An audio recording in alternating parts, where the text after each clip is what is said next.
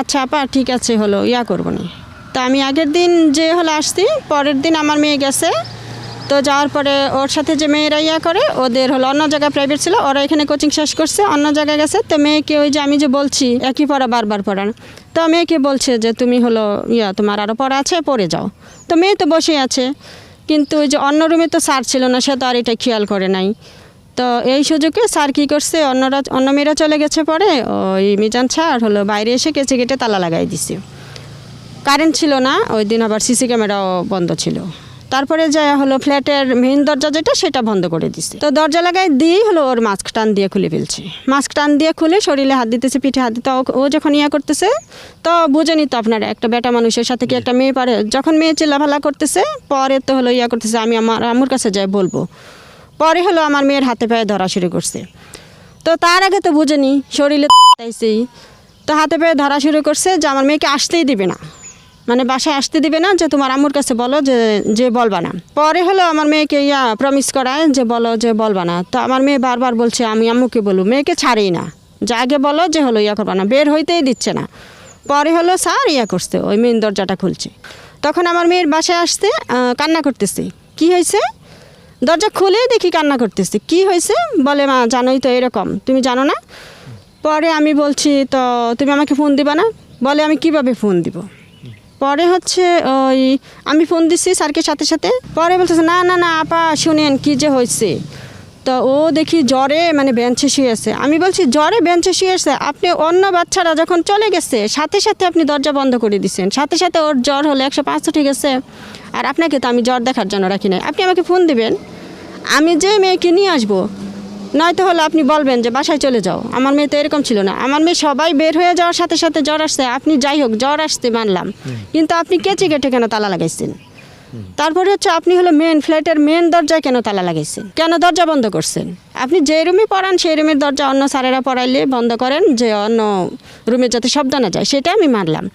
তখন উনি বলছে যে আপা আমি আসতেছি, এটা হয়েছে। টিচার বললো যে তার জ্বর ছিল, জ্বর দেখার জন্য গায়ে হাত দিয়েছে। আসলে কি তার জ্বর ছিল? না না না, কিসের জ্বর ছিল, মেয়ে আমার সুস্থ মেয়ে, ভালো মেয়ে আমার হলো কোচিংয়ে পড়তে গেছে। গায়ে হাত দিয়া মাস্ক খুলে পিঠে শরীরে হাত দিছে করছে, কিন্তু দেখা গেছে মেয়ে যখন চিল্লাফাল্লা করছে তখন কিন্তু বাইরে মনে করেন ওই পাশ দিয়ে জানালা আছে, আবার বাইরে কিন্তু সিনজিরি আছে, সিনজিরি স্ট্যান্ড। যখন দেখছে মেয়ে চিল্লাফাল্লা শুরু করছে বুঝছেন, পরে কিন্তু আর হলো উনি আর করতে পারে নাই। ম্যাগিও ঠিক আমার মতোই কোয়ালিটিতে কোনো ছাড় দেয় না। 7টি দেশের সেরা খামার থেকে আসে ম্যাগি নুডলসের ময়দা। মা হিসেবে এটাই আমার জন্য গিফট।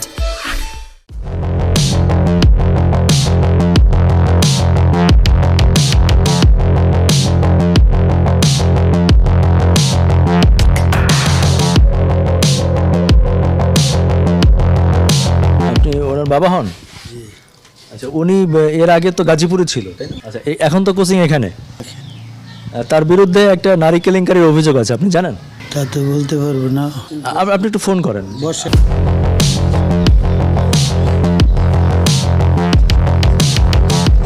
কই কই কই কই কই হ্যাঁ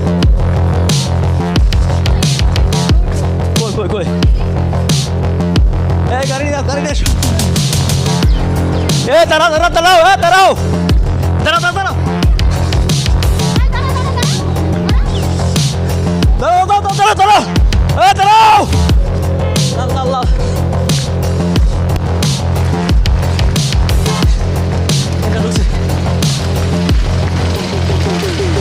যাও যাও, শোনো যাও।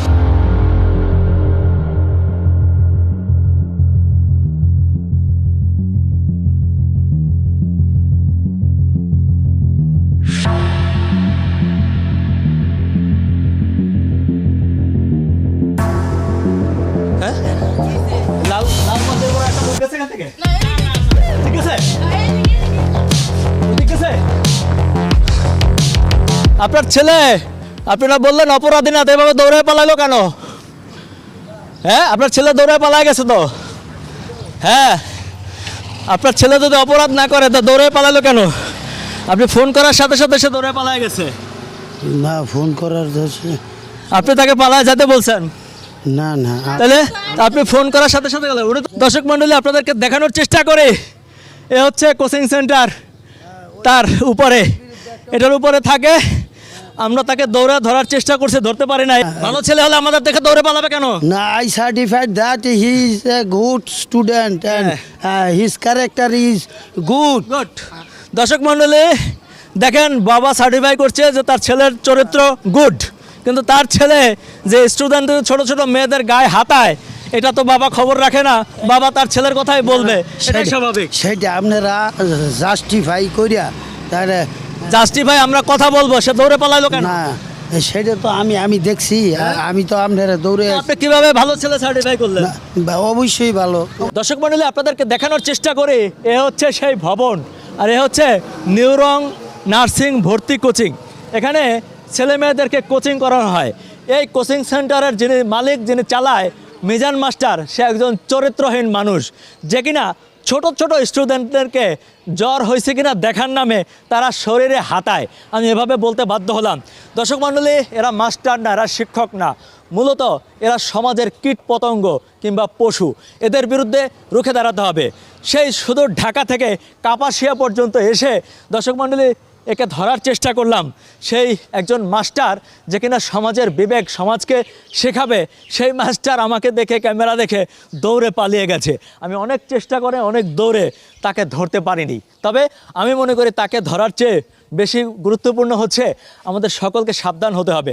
আমাদের অভিভাবকদেরকে, বিশেষ করে আমাদের যাদের সন্তান আছে, মেয়ে আছে, তাদেরকে আমরা কার কাছে পড়তে দিচ্ছি, সে কিভাবে পড়াচ্ছে, এটা আমাদের যথাযথভাবে দেখতে হবে এবং ব্যবস্থা নিতে হবে। আর তাহলেই হয়তো আমরা এরকম মিজান মাস্টারের হাত থেকে আমাদের সন্তানদেরকে রক্ষা করতে পারবো।